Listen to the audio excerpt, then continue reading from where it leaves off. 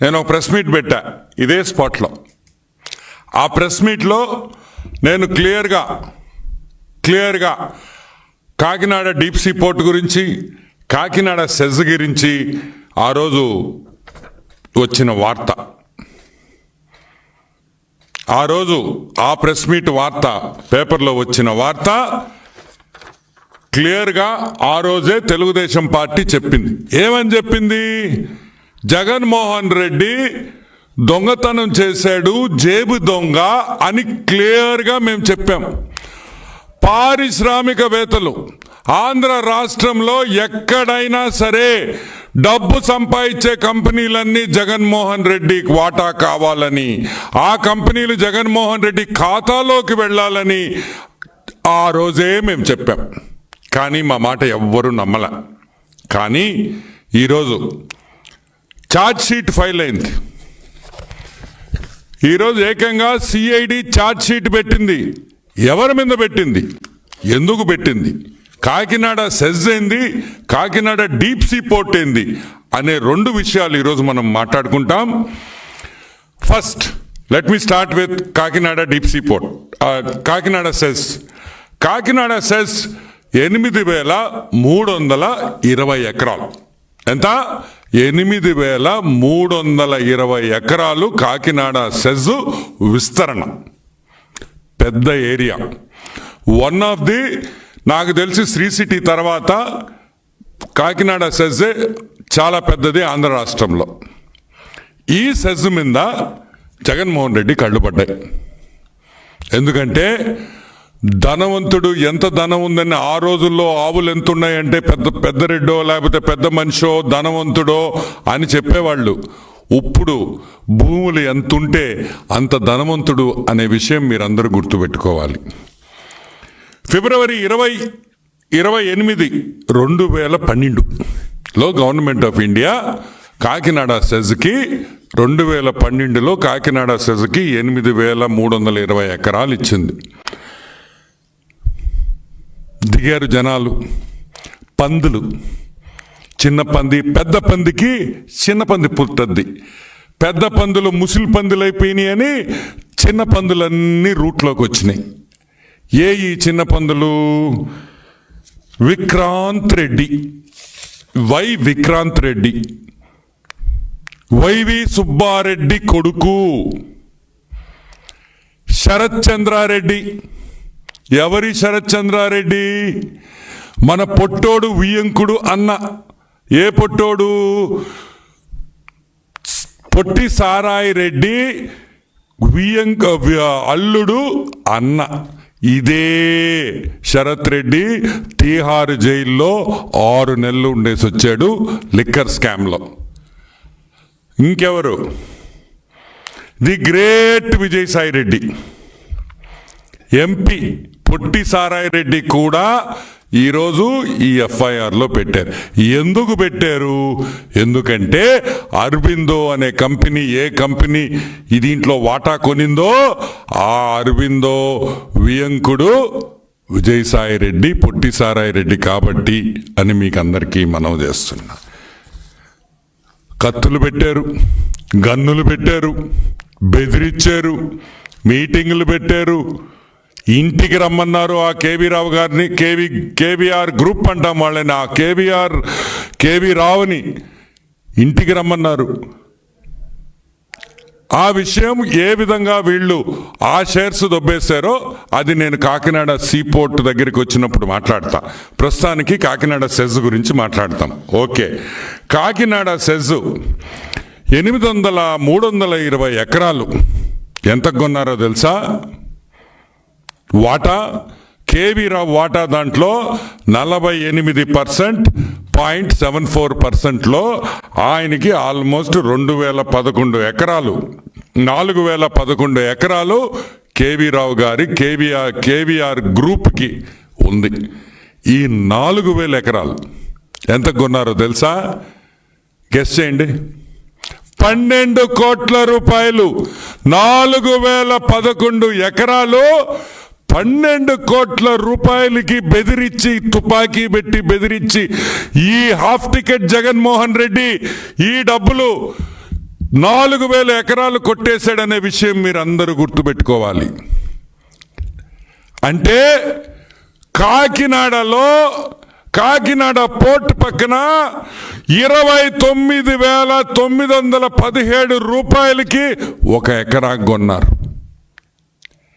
ఈరోజు జగన్మోహన్ రెడ్డి నేను అడుగుతున్నా, పొట్టి సారాయి రెడ్డిని అడుగుతున్నా, భారతదేశంలో ఎక్కడైనా సరే 29,000కి 1 ఎకరా దొరకద్దా? 29,000కి 1 ఎకరా భారతదేశంలో ఎక్కడైనా దొరకద్దా అని మేము అడుగుతున్నాం. ఏమి కేవీ రావుకి అంత ప్రేమ మీ మీద? అంటే పొట్టి సారాయి రెడ్డి, జగన్మోహన్ రెడ్డి లావు పొడుగనే? పొడుగైతే కాదు, లావు అయితే కాదు. మరి ఏమి చూసి నీకు 29,000 రూపాయలకి 1 ఎకరా ఇచ్చారు? నీలో ఏముందని ఇప్పుడు నేను అడుగుతున్నా. పొట్టి సారాయి రెడ్డి, జగన్మోహన్ రెడ్డిని ఇద్దరిని అడుగుతున్నా. జగన్మోహన్ రెడ్డి, నీకు బెంగళూరులో ప్యాలెస్ ఉంది కదా, ₹1,00,00,000 ఇచ్చేస్తానాక ఇచ్చేస్తావా అని అడుగుతున్నా.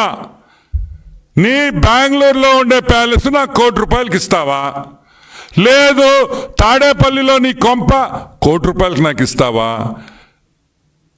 లేదు విజయసాయిరెడ్డికి హైదరాబాదులో 1.5 ఇళ్ళు, 1.5 ఎకరా ఇళ్ళు ఉంది, 55,000కి నాకు ఇచ్చేస్తావా? 60,000 వేసుకో. మీరు బెదిరించకపోతే, మీరు గన్ను పెట్టకపోతే ఏ పిచ్చోడైనా 4,000 ఎకరాలు 12 కోట్లకి ఇస్తాడా అని మేము అడుగుతున్నాం. సరే, ఆ 12 కోట్లు పక్కన పెడదాం కొంచెంసేపు. దీనికి పేమెంట్ ఎట్ట చేశారు తెలుసా? మీరు బిత్తరపోతారు. చెక్ పేమెంట్ చేశారు. ఏది?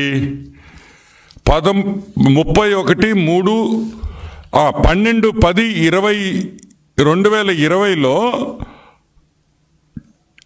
అగ్రిమెంట్ చేసుకొని 31/3/2021 అంటే 6 నెలల తర్వాత చెక్ పేమెంట్ ఇస్తారా 12 కోట్లకి?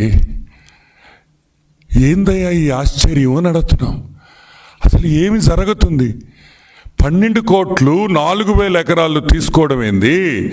12 కోట్లు డబ్బులు చెక్ పేమెంట్ ఇవ్వడం ఏంది? ఆ చెక్ జూన్లో వేసుకోమని మార్చి డేట్ వేసి జూన్లో పేమెంట్ చేయడం ఏంది? 6 నెలలు అంటే మీరు అగ్రిమెంట్ చేసుకొని 4,011 ఎకరాలు 12 కోట్ల రూపాయలకి అగ్రిమెంట్ చేసుకొని మీరు 6 నెలల తర్వాత చెక్ క్లియర్ చేసిస్తారా 12 కోట్లకి? ఈరోజు మేము అడుగుతున్నాం, ఇది దోపిడీ కాదా అని మేము అడుగుతున్నాం. చెప్పండి. ఈరోజు సాక్షి పేపర్లో ఇష్టం వచ్చినట్టు రాస్తున్నారు కదా, మీ ఆస్తులు ఇస్తారా మాకు? 6 నెలలు చెక్ వేసి ఇస్తే మీ ఆస్తి మాకు రాసి ఇచ్చేస్తారా? ఎక్కడ న్యాయం అని అడుగుతున్నాం. అంటే ఏదైనా కంపెనీ డబ్బులు సంపాదిస్తుందంటే ఆ కంపెనీని కైవల్సం చేసుకోవాలి. ఆ కంపెనీ కైవల్సం చేసుకోవాలంటే బెదిరించాలి, ఇంటికి పిలిపించాలి.